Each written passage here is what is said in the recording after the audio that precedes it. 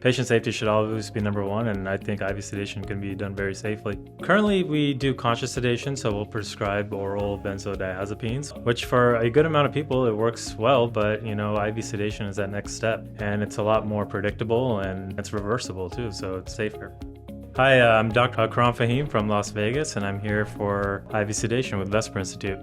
One of the biggest challenges we face as a dentist is we're not able to treat everybody. We have so many people that are just simply afraid of going to the dentist, and we have such a large population of people that are not helped. So that's part of the reason why I'm here, is to learn IV sedation, and so we can just treat a bigger population of people and make sure everybody's comfortable. The experience during the course has been great here. It's been very one-on-one, and all of our questions get answered. We had a lot of online modules to learn, and then coming into the course here in person, we're just getting to put it all together. So it's been an awesome didactic experience. One thing that stands out a lot about the in-person is that we're learning from both the oral surgeon point of view as well as general dentistry. Seeing how things are done from a general dentist standpoint for simple procedures like fillings or crowns, it's nice to know that versus how they're doing for bigger surgeries.